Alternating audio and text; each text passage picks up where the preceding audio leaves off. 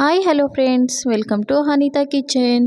ಇವತ್ತಿನ ವಿಡಿಯೋದಲ್ಲಿ ರುಚಿಯಾದಂತಹ ಒಂದು ಒಳ್ಳೆಯ ರೆಸಿಪಿ ಶೇರ್ ಮಾಡ್ತಾ ಇದ್ದೀನಿ. ಪ್ರತಿಯೊಬ್ಬರು ತಪ್ಪದೆ ಟ್ರೈ ಮಾಡಲೇಬೇಕು. ಬಿಸಿ ಚಪಾತಿ, ರೋಟಿ, ಪುಲ್ಕ, ಅನ್ನ ಎಲ್ಲದರಲ್ಲೂ ಒಳ್ಳೆ ಕಾಂಬಿನೇಷನ್ನು. ಟೇಸ್ಟ್ ಅಂತೂ ತುಂಬ ಚೆನ್ನಾಗಿರುತ್ತೆ. ಮಾಡೋದು ಕೂಡ ತುಂಬ ಈಸಿಯಾಗಿ ಮಾಡ್ಕೋಬೋದು.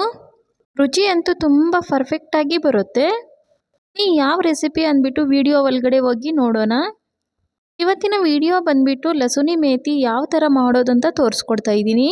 ಲಸುನಿ ಮೇಥಿ ಮಾಡೋದಕ್ಕೆ ನಾನು 1 ಕಟ್ ಆಗುವಷ್ಟು ಮೆಂತ್ಯ ಸೊಪ್ಪನ್ನು ತಗೊಂಡಿದ್ದೀನಿ. ಮೆಂತ್ಯ ಸೊಪ್ಪನ್ನು ನೀಟಾಗಿ ಕಸ ಕಡ್ಡಿ ಏನು ಇಲ್ದಿರ ಬಿಡಿಸ್ಕೋಬೇಕು. ಬಿಡಿಸ್ಕೊಂಡು ನಂತರ ನಾವು 3ರಿಂದ 4 ಟೈಮ್ ಚೆನ್ನಾಗಿ ವಾಶ್ ಮಾಡ್ಕೋಬೇಕು.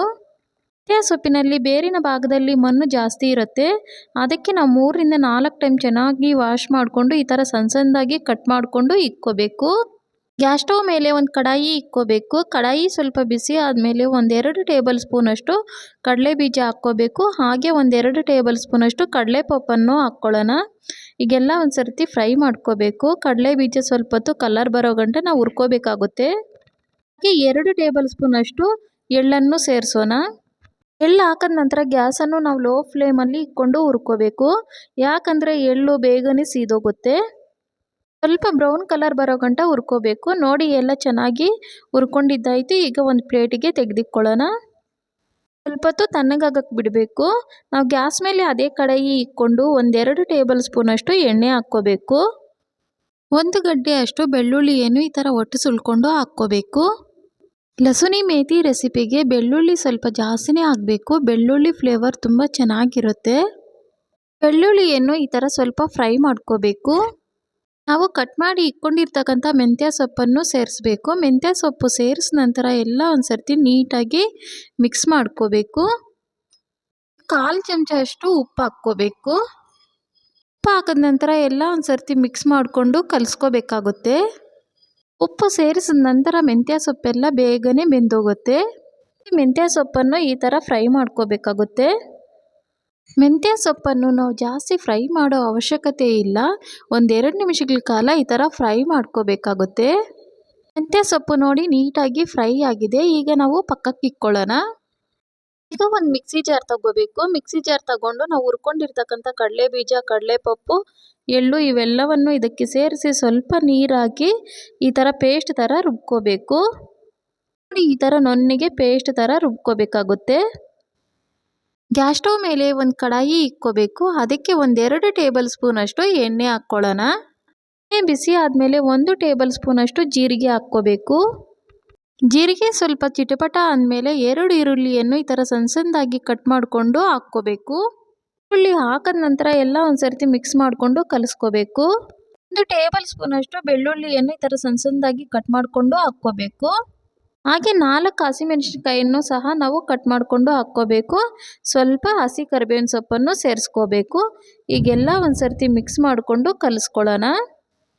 ಇವೆಲ್ಲವನ್ನು ಸ್ವಲ್ಪ ಹೊತ್ತು ಎಣ್ಣೆಯಲ್ಲೇ ಫ್ರೈ ಮಾಡ್ಕೊಳ್ಳೋಣ. 3 ಟೊಮೊಟೊವನ್ನು ಈ ಥರ ಚಿಕ್ಕದಾಗಿ ಕಟ್ ಮಾಡಿಕೊಂಡು ಹಾಕ್ಕೋಬೇಕು. ಟೊಮೊಟೊ ಚೆನ್ನಾಗಿ ಕೆಂಪದಾಗಿರುತ್ತಲ್ವ, ಸ್ವಲ್ಪ ಗಟ್ಟಿಯಾಗಿರ್ತಕ್ಕಂಥ ಟೊಮೊಟೊವನ್ನು ಈ ಥರ ಕಟ್ ಮಾಡ್ಕೊಂಡು ಹಾಕ್ಕೊಂಡು ಸ್ವಲ್ಪ ಹೊತ್ತು ನಾವು ಫ್ರೈ ಮಾಡ್ಕೋಬೇಕು. ಉಪ್ಪಿಗಿರ್ತಕ್ಕಂಥ ಟೊಮೊಟೊ ಹಾಕ್ಕೊಂಡ್ರೆ ಗ್ರೇವಿ ಚೆನ್ನಾಗಾಗುತ್ತೆ. 1 ಟೇಬಲ್ ಸ್ಪೂನಷ್ಟು ಉಪ್ಪು ಹಾಕ್ಕೊಳ್ಳೋಣ. 1 ಟೇಬಲ್ ಸ್ಪೂನಷ್ಟು ಖಾರದ ಪುಡಿ ಹಾಕ್ಕೋಬೇಕು. 1 ಟೇಬಲ್ ಸ್ಪೂನಷ್ಟು ಧನಿಯಾ ಪುಡಿ, ಅರ್ಧ ಟೇಬಲ್ ಸ್ಪೂನಷ್ಟು ಗರಂ ಮಸಾಲ ಹಾಕ್ಕೊಳ್ಳೋಣ. 1 ಚಮಚ ಅಷ್ಟು ಅರಶಿನ ಪುಡಿಯನ್ನು ಸೇರಿಸ್ಬೇಕು. ಎಲ್ಲ ಒಂದು ಸರ್ತಿ ಮಿಕ್ಸ್ ಮಾಡಿಕೊಂಡು ನೀಟಾಗಿ ಕಲಿಸ್ಕೋಬೇಕು. ಮಸಾಲೆ ಎಲ್ಲ ಹಾಕಿದ ನಂತರ ಎಣ್ಣೆಯಲ್ಲೇ ಸ್ವಲ್ಪ ಹೊತ್ತು ಫ್ರೈ ಮಾಡ್ಕೋಬೇಕು. 1-2 ನಿಮಿಷಗಳ ಕಾಲ ಈ ಥರ ಫ್ರೈ ಮಾಡ್ಕೊಳ್ಳೋಣ. ತಟ್ಟೆ ಮುಚ್ಚಿ 1-2 ನಿಮಿಷಗಳ ಕಾಲ ಬಿಡೋಣ. ಈ ಥರ ತಟ್ಟೆ ಮುಚ್ಚಿ 2 ನಿಮಿಷಗಳ ಕಾಲ ಬಿಡೋದ್ರಿಂದ ಟೊಮೊಟೊ ಎಲ್ಲ ಚೆನ್ನಾಗಿ ಬೆಂದೋಗುತ್ತೆ. ಎಣ್ಣೆಯಲ್ಲಿ ಟೊಮೊಟೊ ಎಲ್ಲ ಚೆನ್ನಾಗಿ ಬೆಂದು ನೋಡಿ ಈ ಥರ ಆಯಿಲ್ ಬಿಟ್ಕೋಬೇಕು. ಅಷ್ಟೊತ್ತವರೆಗೂ ನಾವು ಫ್ರೈ ಮಾಡ್ಕೋಬೇಕಾಗುತ್ತೆ. ಟೊಮೊಟೊ ಎಲ್ಲ ನೀಟಾಗಿ ಮೆತ್ತಗೆ ಬೇಯಿಸ್ಕೋಬೇಕು. ನೋಡಿ, ಈಗ ನಾವು ರುಬ್ಕೊಂಡಿರ್ತಕ್ಕಂಥ ಪೇಸ್ಟನ್ನು ಹಾಕ್ಕೋಬೇಕು. ಪೇಸ್ಟ್ ಹಾಕಿದ ನಂತರ ನಾನು ಅದೇ ಮಿಕ್ಸಿ ಜಾರ್ಗೆ ಸ್ವಲ್ಪ ನೀರು ಸಹ ಹಾಕಿ ಹಾಕ್ಕೊತಾ ಇದ್ದೀನಿ. ಹೀಗೆಲ್ಲ ಒಂದು ಸರ್ತಿ ಮಿಕ್ಸ್ ಮಾಡಿಕೊಂಡು ಕಲಿಸ್ಕೋಬೇಕು. ನಾವು ಹಾಕಿರ್ತಕ್ಕಂಥ ಮಸಾಲೆಯಲ್ಲಿ ಹಸಿ ವಾಸನೆ ಹೋಗೋ ಗಂಟ ನಾವು ಫ್ರೈ ಮಾಡ್ಕೋಬೇಕಾಗುತ್ತೆ. 1 ನಿಮಿಷಗಳ ಕಾಲ ನಾವು ಈ ಥರ ಫ್ರೈ ಮಾಡ್ಕೋಬೇಕು.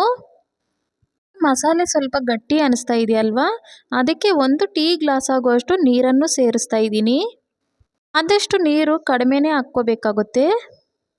ನೀರು ಹಾಕಿದ ನಂತರ ಎಲ್ಲ ಒಂದು ಸರ್ತಿ ಮಿಕ್ಸ್ ಮಾಡಿಕೊಂಡು ಕಲಿಸ್ಕೊಳ್ಳೋಣ. ಲಸುನಿ ಮೇಥಿಗೆ ಗ್ರೇವಿ ಸ್ವಲ್ಪ ಥಿಕ್ನೆಸ್ ಆಗಿ ಇರಬೇಕಾಗುತ್ತೆ, ಜಾಸ್ತಿ ತೆಳುವಾಗಿ ಮಾಡ್ಕೋಬಾರ್ದು. ತಳ ಹಿಡಿಯುವ ಚಾನ್ಸಸ್ ಇರುತ್ತೆ, ಅದಕ್ಕೆ ನಾವು ಈ ಥರ ಕಲಿಸ್ಕೊತಾ ಇರಬೇಕು. ನಾವು ಹಾಕಿರ್ತಕ್ಕಂಥ ಮಸಾಲೆ ಎಲ್ಲ ಚೆನ್ನಾಗಿ ಫ್ರೈ ಆಗಿ ಸ್ವಲ್ಪ ಕಲರ್ ಬರಬೇಕು. ಮಸಾಲೆ ಎಲ್ಲ ಚೆನ್ನಾಗಿ ಫ್ರೈ ಆಗಿದೆ.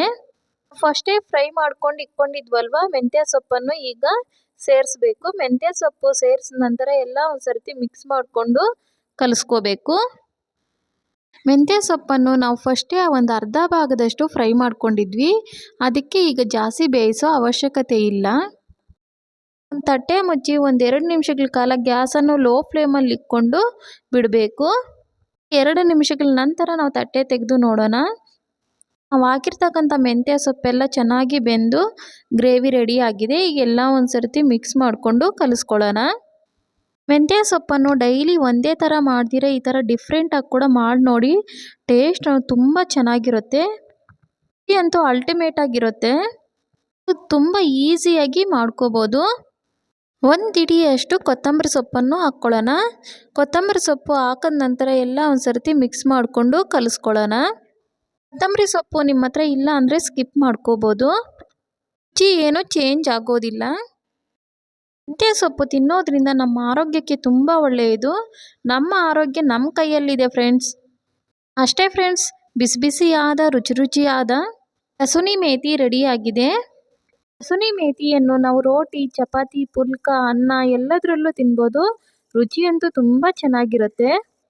ನೋಡಿದ್ರಲ್ವಾ ಫ್ರೆಂಡ್ಸ್, ಇವತ್ತಿನ ವಿಡಿಯೋದಲ್ಲಿ ಲಸುನಿ ಮೇಥಿ ಯಾವ ಥರ ಮಾಡೋದಂದ್ಬಿಟ್ಟು. ನೀವು ಸಹ ಒಮ್ಮೆ ಟ್ರೈ ಮಾಡಿ, ಹೇಗೆ ಬಂತು ಅಂತ ಕಾಮೆಂಟ್ ಸೆಕ್ಷನಲ್ಲಿ ತಪ್ಪದೇ ಕಾಮೆಂಟ್ ಮಾಡಿ. ಹಾಗೆ ಲೈಕ್ ಮಾಡಿ, ಶೇರ್ ಮಾಡಿ. ಮರಿದಿರ ನನ್ನ ಚಾನಲನ್ನು ಸಬ್ಸ್ಕ್ರೈಬ್ ಮಾಡ್ಕೊಳ್ಳಿ. ಪಕ್ಕದಲ್ಲಿರ್ತಕ್ಕಂಥ ಬೆಲ್ ಐಕನನ್ನು ಕೂಡ ಕ್ಲಿಕ್ ಮಾಡಿ. ವಿಡಿಯೋ ನೋಡಿದ್ದಕ್ಕಾಗಿ ಥ್ಯಾಂಕ್ ಯು.